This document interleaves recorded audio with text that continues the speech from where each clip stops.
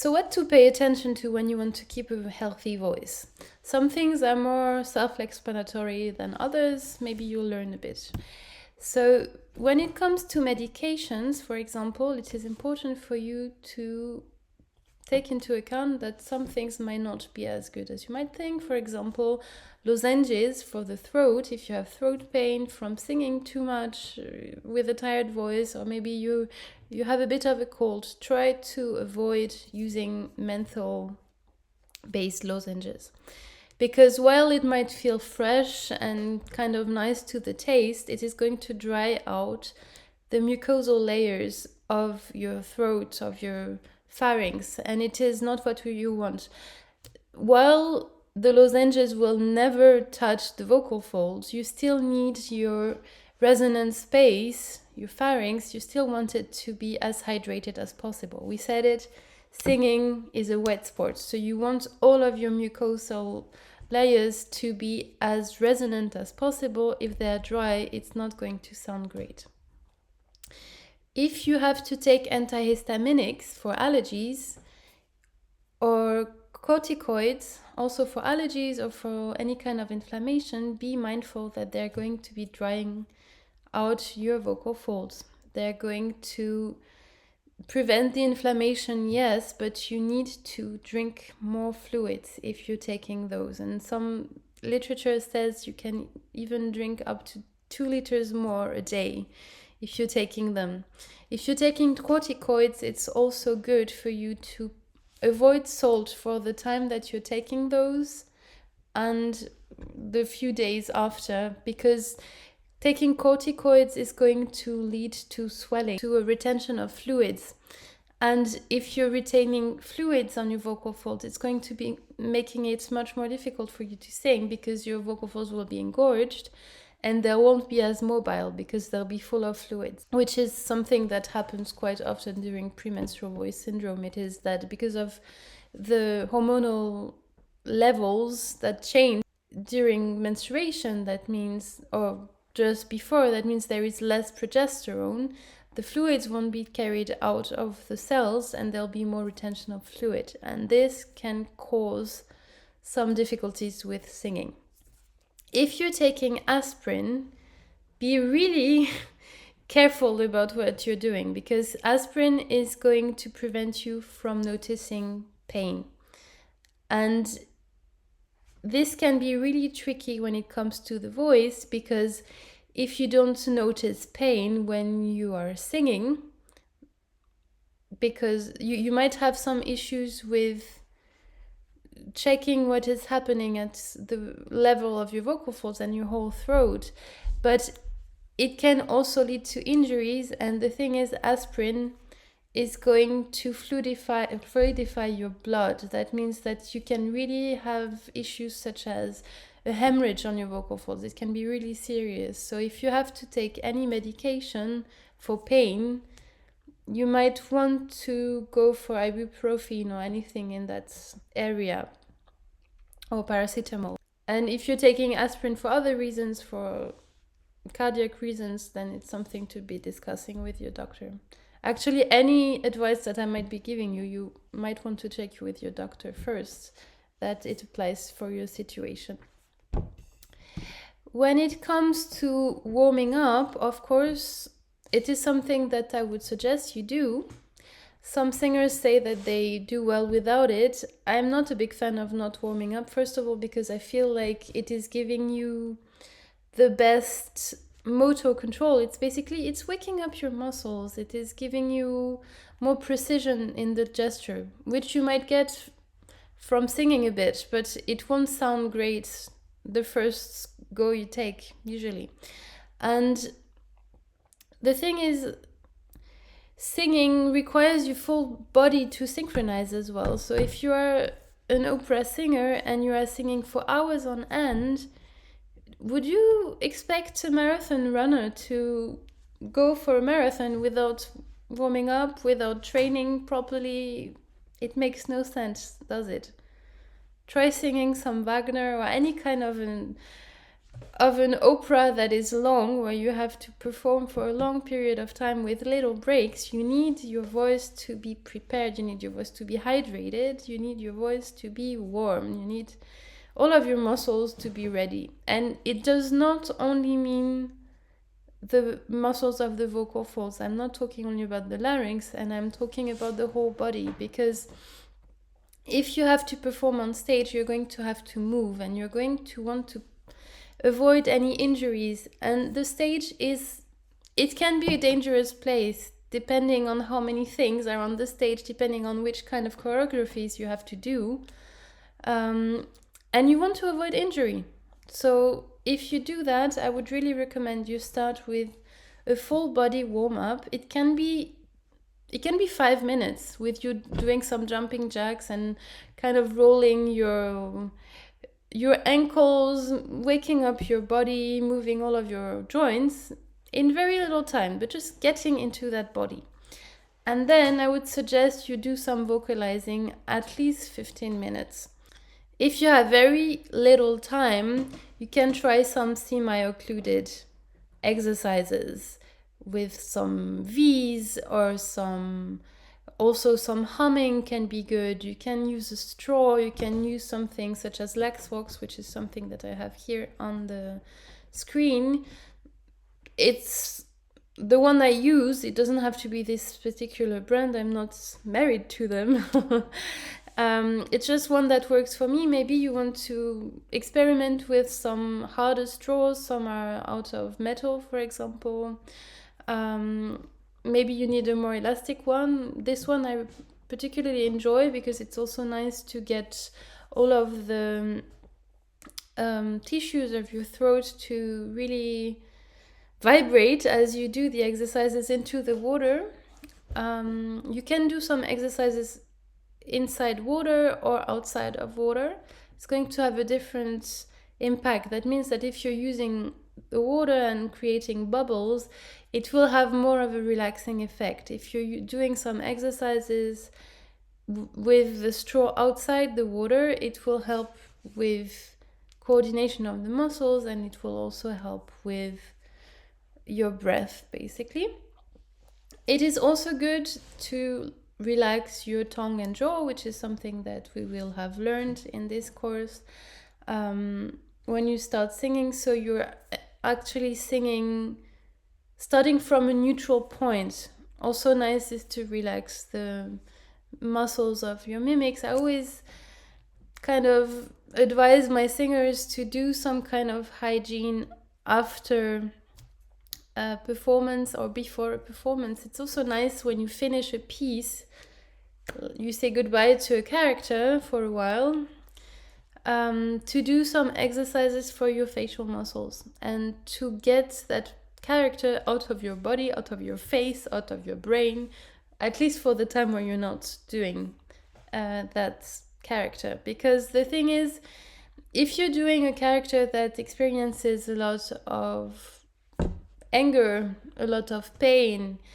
you don't want to be carrying that pain home. And having some specific gestures for you to just separate yourself from this character and taking all of these emotions with you. It can be very, very freeing when you're playing a character such as this, and you can let out all of those emotions. However, you also don't want to keep a specific mimic on your face. And singing requires some flexibility and a lot of emotion. And if you're already kind of pre-tense in a specific emotion, then it will be more difficult for it to sound genuine if you're singing something happy, something joyful, and you still have the tension of your face muscles from when you last died as the Traviata, for example. So there you go.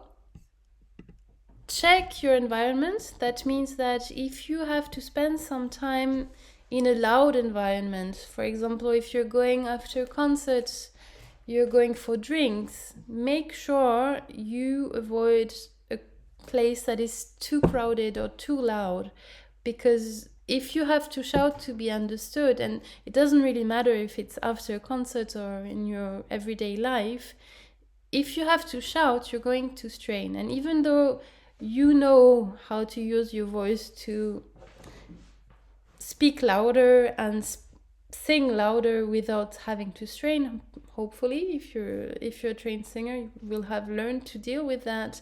It can still be a bit tiring for your voice, and you don't want that extra strain. It is also good to take some vocal rest in between coachings and in between pieces and rehearsals. That means that having a moment when you're not speaking or you're not singing, you're not producing sound, but also maybe not listening to music actively, is also going to help your brain to regenerate and kind of refresh from what you've previously been doing. And you also want to make sure that when you're singing with other singers, whether you're singing in a choir or maybe you're doing a duet or a trio, you don't want to compensate other people's loudness by singing louder. It is a common thing, and it is a reflex. It's something that we tend to do, and the thing is, it's going to lead the other people singing with you to do the same, and at some point everybody's just over straining. So just being mindful. I'm not saying you should not sing loud, because some pieces call for a fortissimo and it's fine, but you just want to do it from a conscious place. So we talked already in this course about moving and doing some kind of sports. It is something that I find is very interesting and very important also for anybody, any human. We should be moving more than we do usually.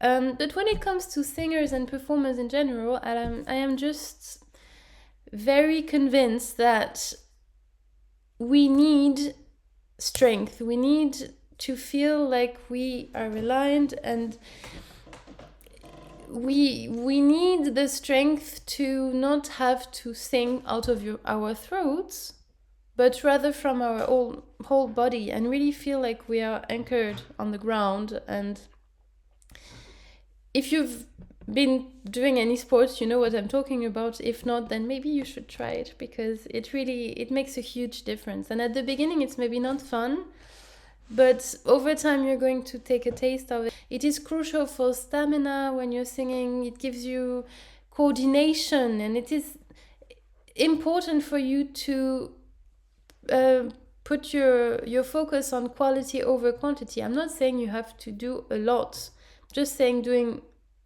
even a little, but making sure that what you're doing mindfully, and really taking this as a moment for you to check in with your body. It's going to help a lot. What I usually advise my patients is to try to alternate between some kind of cardio, so maybe doing some running or some biking or whatever fits you. Maybe you want to go swimming and you go very quickly.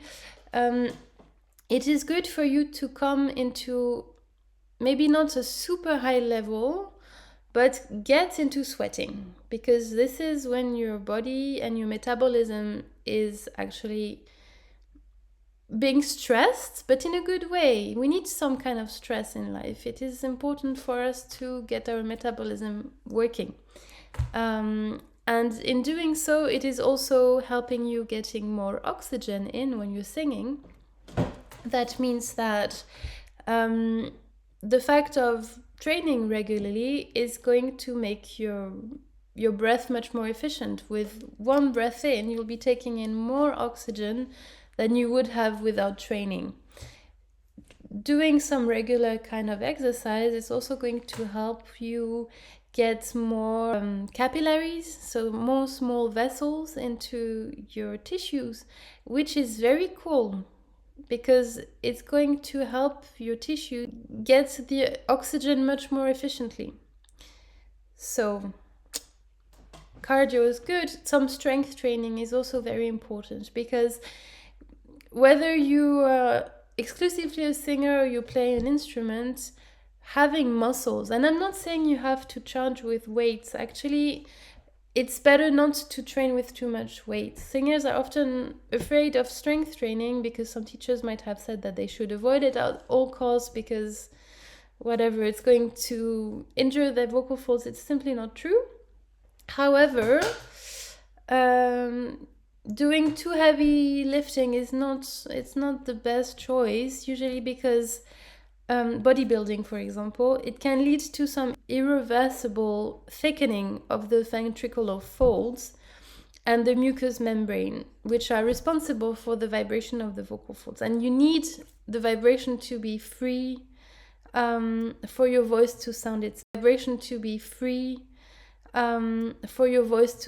best. So this can impact your voice negatively and reduce your vocal flexibility. So I would not advise that. But doing some kind of strength training, I would say do some body weight exercises. This is the best. You're sure you cannot injure yourself if you're dealing with your own body weight because you've been made for it. It's really going to make a huge difference. I also enjoy yoga. It doesn't have to be yoga. Anything where you're connecting to your breath in a different way than you do while singing, and anything that gets you conscious into your body. Maybe you prefer, I don't know, Tai Chi, you can want to do Pilates. There are so many options nowadays, and you don't have to do all of that all the time. You can alternate 1 week something, 1 week something else, or maybe try to put some different trainings. When you look at athletes, often they are combining different disciplines. They're not just doing, I don't know, basketball. They're doing several kinds of trainings in order for them to be better at performing. When it comes to hydration, as we've seen, singing is a wet sport. That means that you want to keep everything lubricated. And actually, it is more important for you to be drinking the day before a performance than it is to be drinking huge amounts of water right before the performance. First of all, your bladder will thank you if you're not singing with a full bladder, and also it's so uncomfortable, really, if your belly is full of an overly extended bladder. It's also going to impact your ability to sing to your best ability, because there'll be some movements pushing against the bladder. It's really not nice. But if you make a point of drinking enough water before you start singing, so the day before, it's going to make sure that you have the best situation in your whole body, but also on the level of your vocal folds.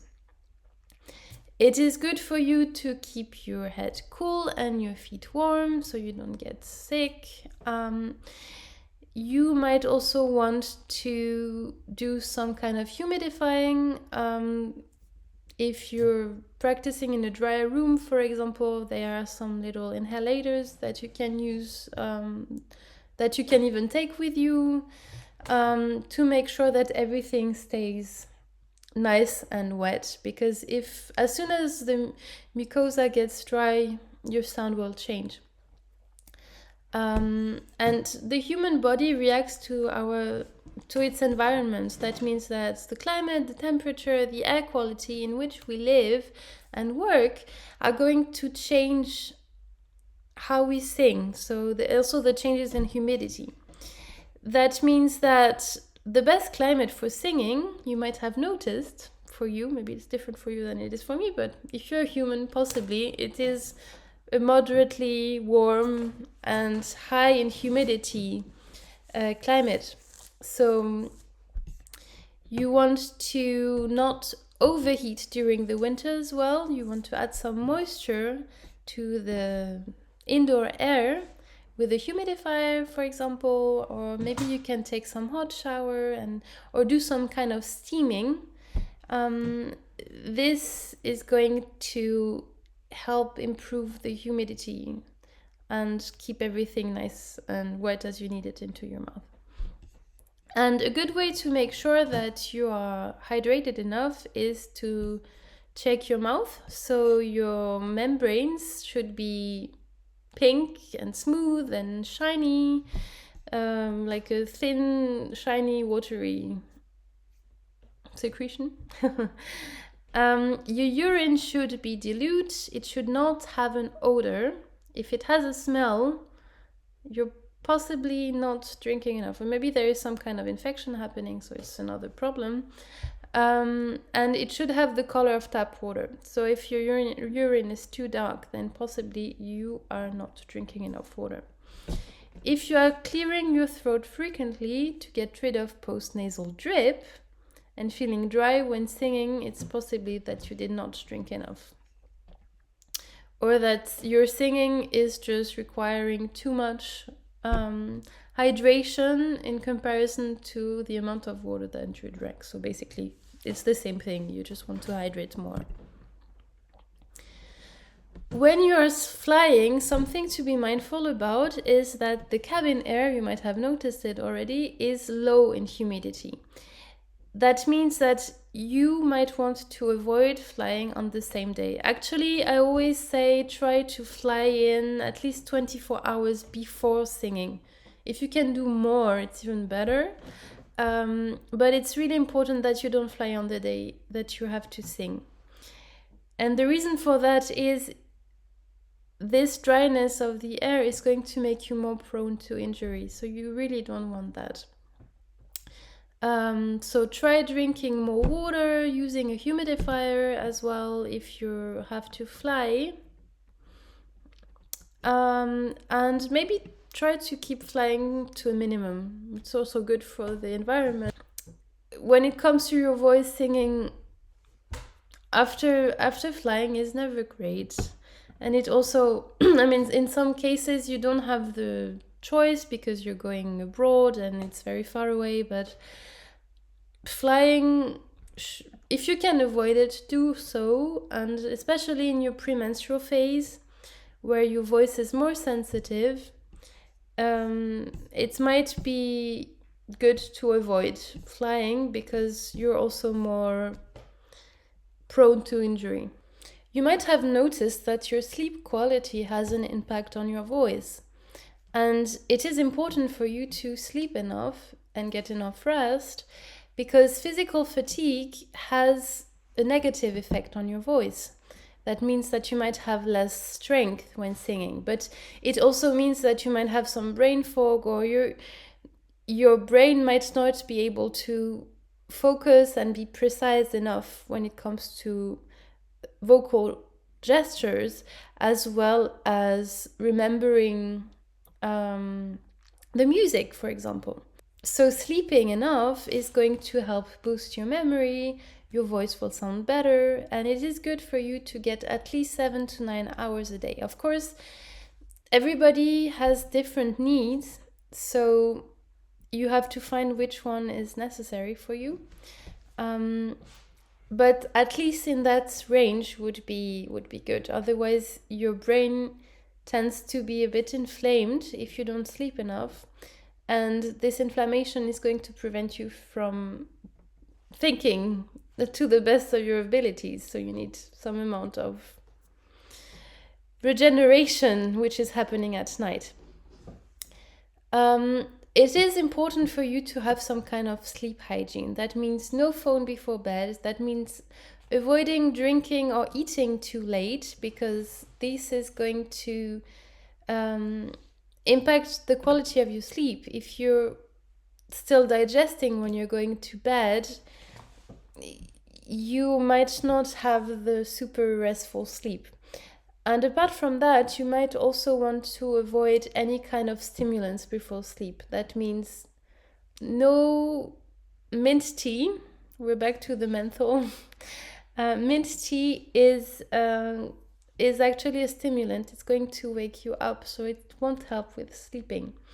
You also want to avoid drinking coffee too late, and there everybody is different when it comes to coffee consumption.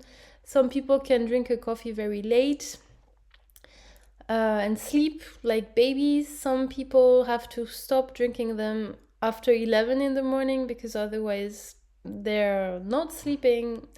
You have to find your own balance. Something to know about caffeine is actually that if you're too exhausted, it can help in that case.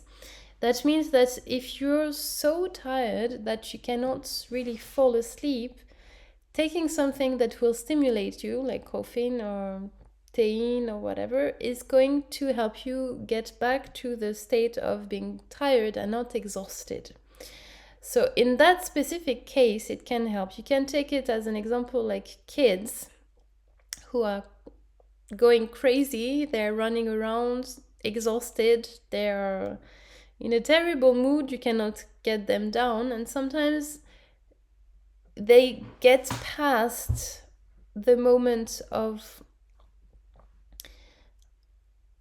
being tired. They go towards exhaustion, and in that case it can help giving them a fruit juice, which is something you would not be doing before bed.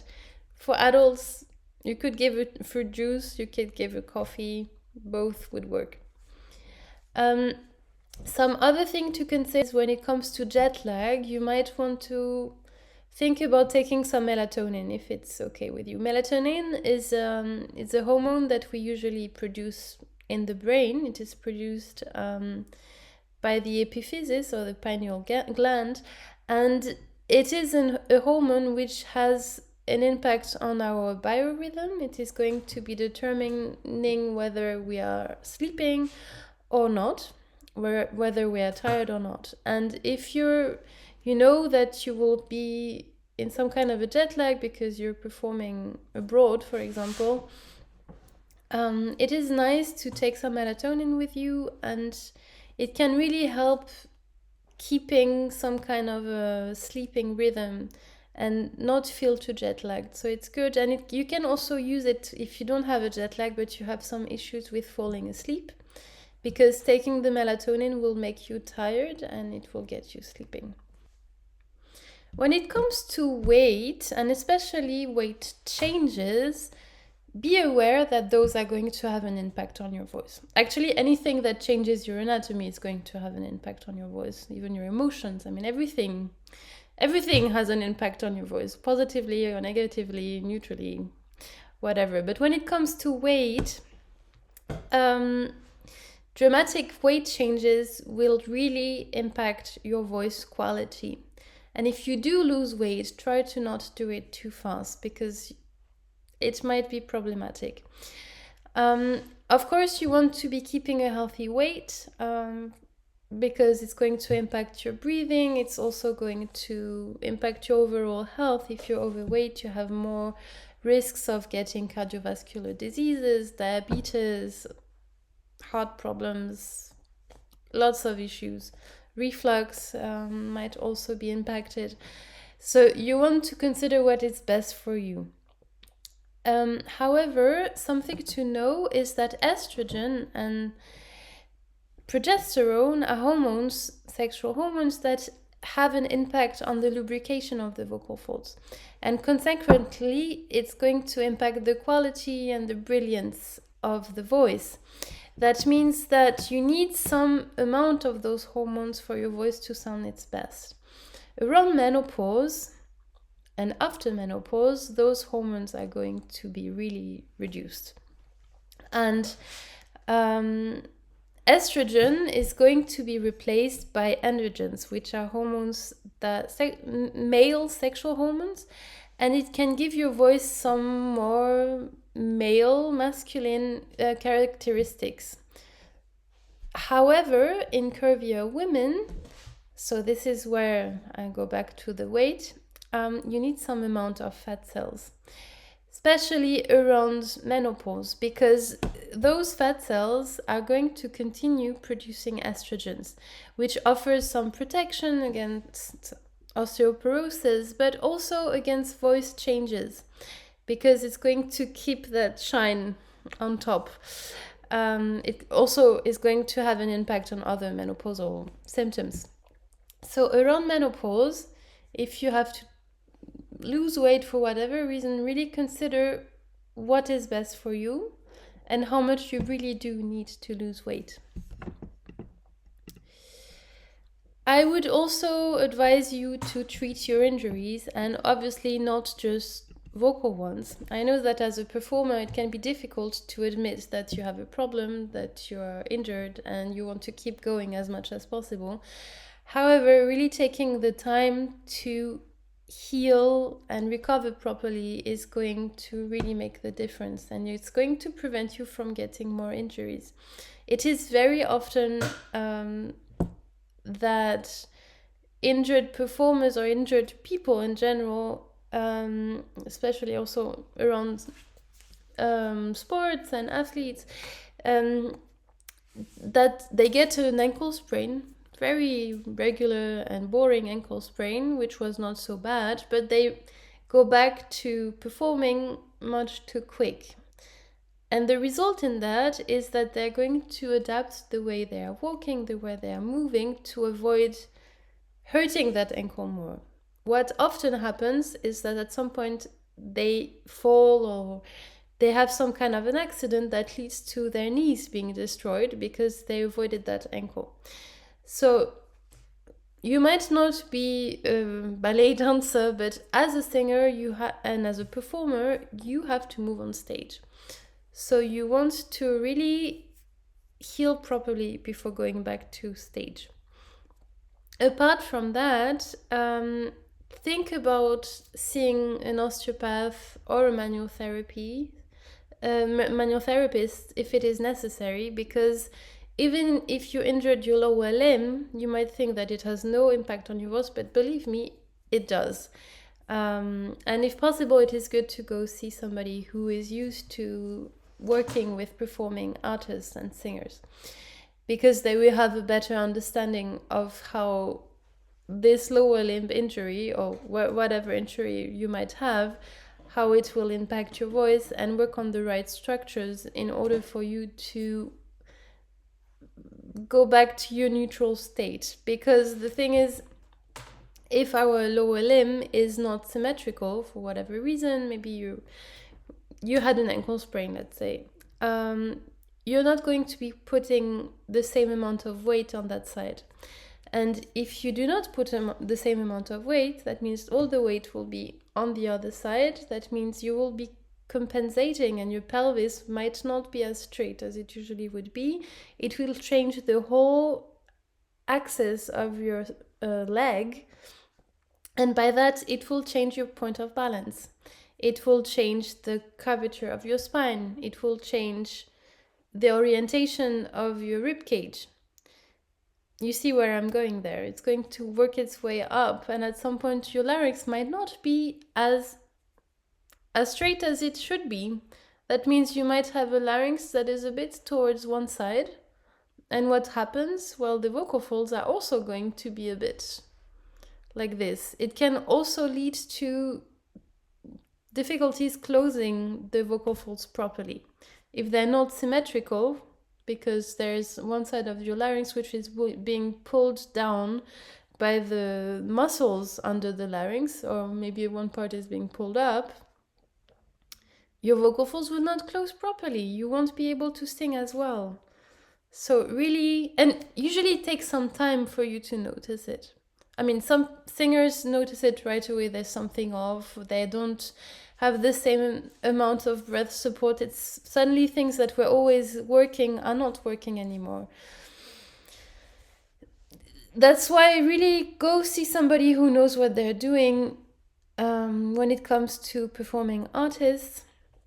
After an injury of the lower limb, it is also important for you to get, for your person that you go see, your therapist, to work on your pelvic floor and on your diaphragm and on your hip flexors. The pelvic floor, we saw it. It has an impact on singing. It has an impact on your breath support. And if it is not treated, you will stay with some kind of contraction there. It will be much more difficult for you to really use your breath effectively for singing.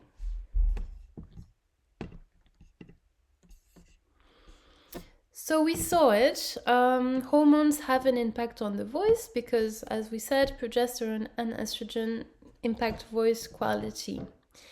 During menstruation and premenstrual period, you might experience some swelling, overall swelling in your whole body, or also only in the vocal folds. So the reason for that is the water retention and the inflammation that occurs.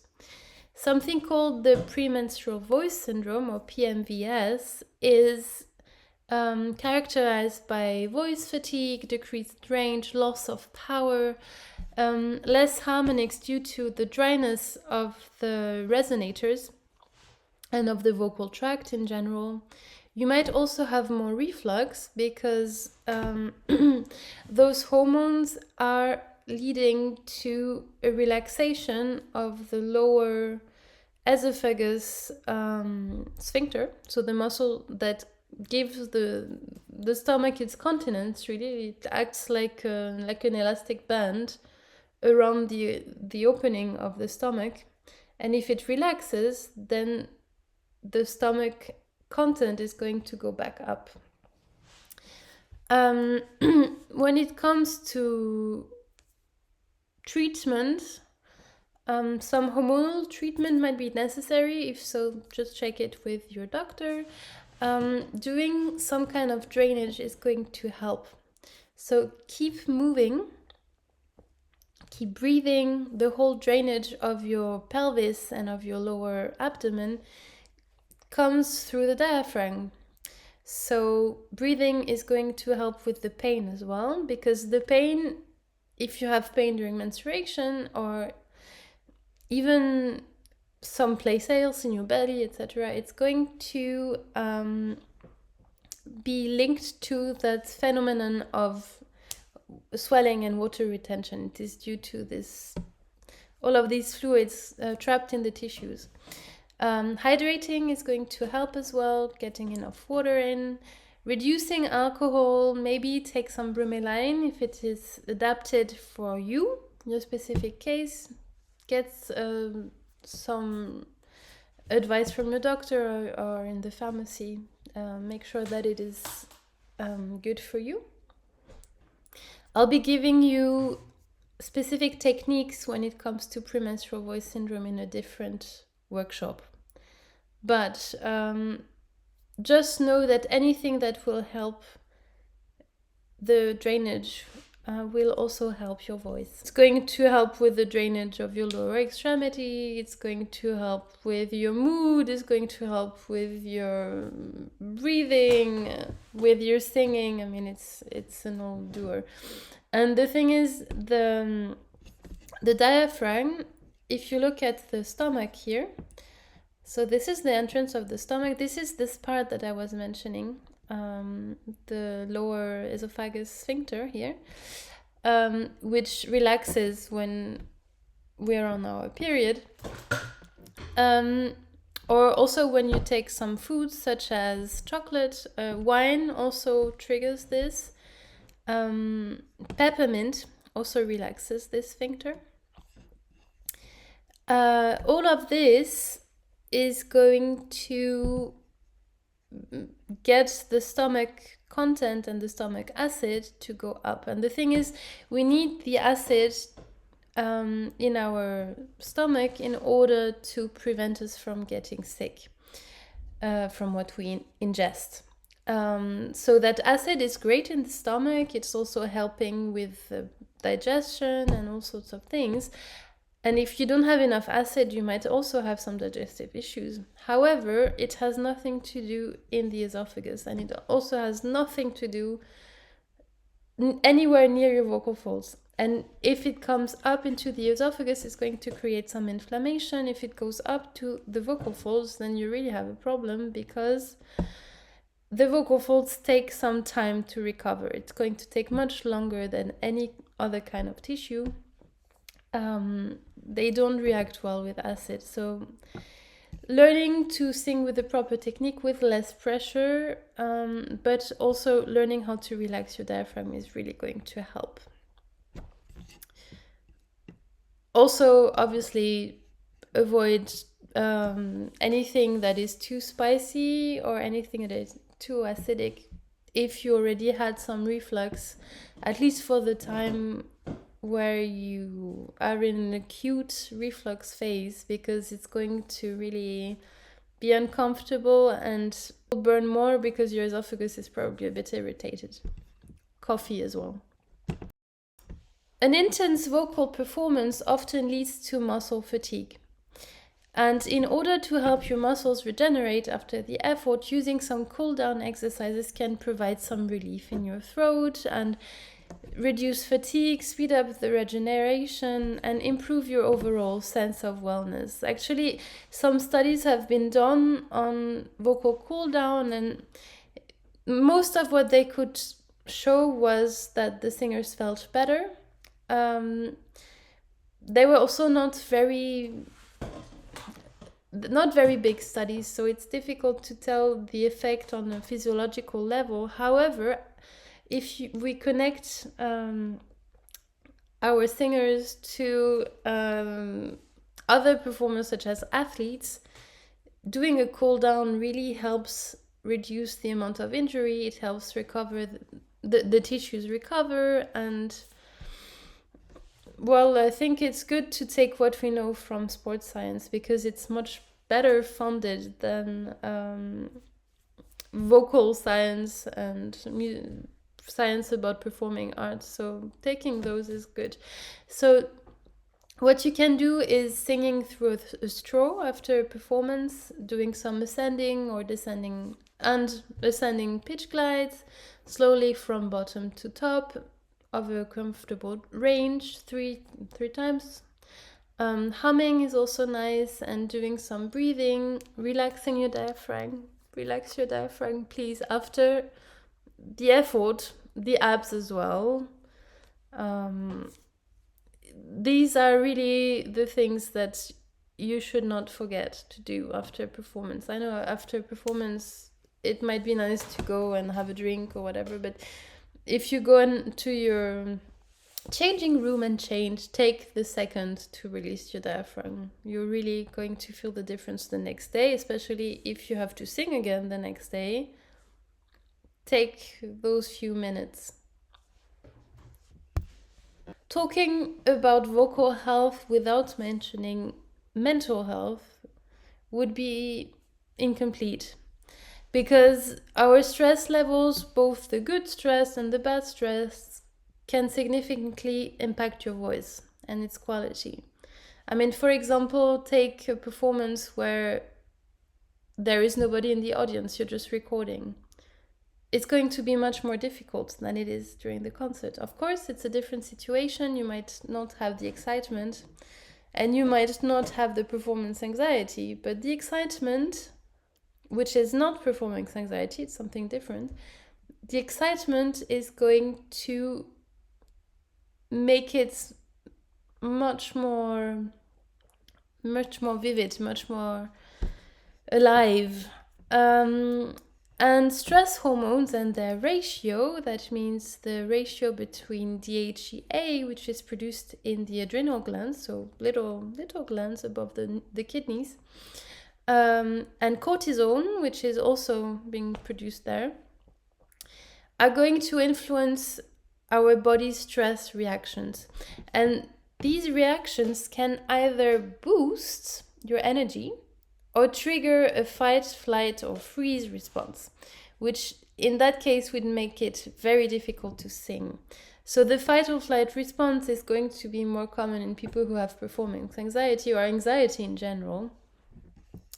The reason for that is that our sympathetic nervous system has to react to danger. And in any doubt, it's going to react quicker. That means that if there is an ounce of sign of danger or something that you have associated with danger, it's going to be triggered because it wants you to survive.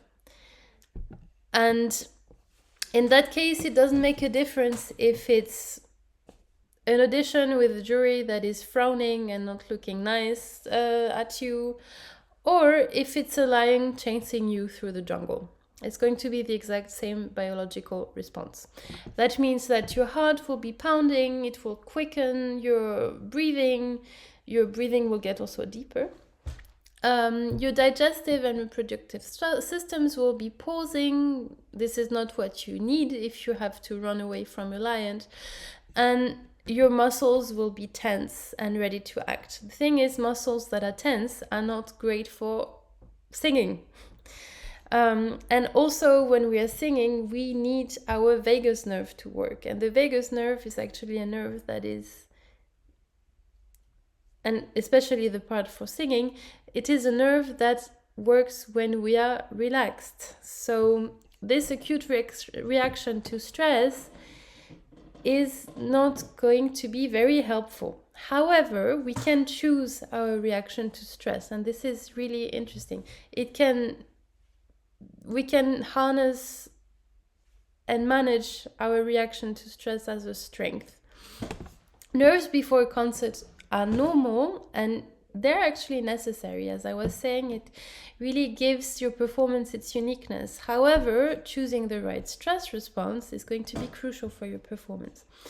Under chronic stress, your body remains in a constant state of alertness and tension. That means that your amygdala, which is a part of your reptilian brain, so the brain that snakes have and that we also have in the same form, basically, it's a very reflex and old part of the brain. It is going to be constantly awake. And a good example for that is if there's a fire, for example, your amygdala is going to be very quickly triggered. The amygdala is very close to the nose. It's actually right behind your nose. And the reason for that is if there is any change of smell, the amygdala will be triggered. The amygdala will wake you up. If there's a fire, you want to wake up and run away. So the olfactory nerve, the nerve for the sense of smell, has a direct connection to the brain. And this is super interesting. That means that if you're smelling a perfume that you associate with a bad memory or some bad experience or any danger, it's going to be to trigger the memory again. So you'll be back to the state. However, it also is the same if you are smelling something that puts you at ease. Maybe when you do your meditation or your yoga or anything that you enjoy when you're reading at night, you put up a candle or you use some essential oils that you're putting on your wrists that you can smell. You can use them before a performance. So you're back to that state of feeling secure.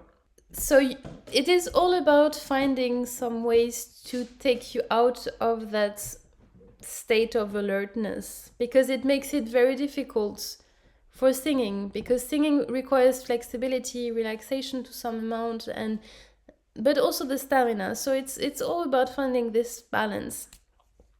In summary, your voice will thrive when you're doing well emotionally and physically. So it is good for you to take enough breaks, especially when, for example, during your lesson or during some kind of rehearsal. It is nice to not be singing all the time. It is good to have some little breaks.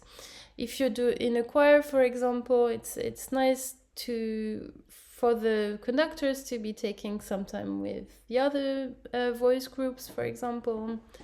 If you're taking a lesson, your teacher can also give you some small breaks. And actually, science shows that taking smaller breaks, but more frequent ones, are more efficient than taking a long break. Work on your compassion. Work on your relationship to yourself, but also to the others, to your peers. Be kind to your peers. The performing arts environment can be so triggering and so damaging. I really want to invite you to create a different kind of environment for yourself, but also for your peers, the people coming after you, maybe the younger ones or your colleagues. Only with kindness can we really improve, when we feel safe. So you want people to feel safe around you, so you can also feel safe. Our mirror neurons work in a totally subconscious way, and they're just making us mirror what is happening in front of us. If you have somebody in front of you, your colleague, who is super stressed, you might be stressed too without even knowing why. So giving the space to the person in front of you means they will be giving you the space. So if you don't do it for them, just do it for yourself. If you're experiencing any kind of anxiety, whether it be performance anxiety, so anxiety related to performing, but only to performing, or general anxiety, do not stay alone with it. It's not going to get any better. And really getting somebody to help you through that, some people who are trained, is really going to make a huge impact into your life and your career. It will help you get through life in a much more relaxed way. And do other things. Don't just do music. Music is amazing. That's why we are here. But sometimes just putting the music sheets aside and going for, I don't know, anything else, any other kind of activity that makes you happy, go for it.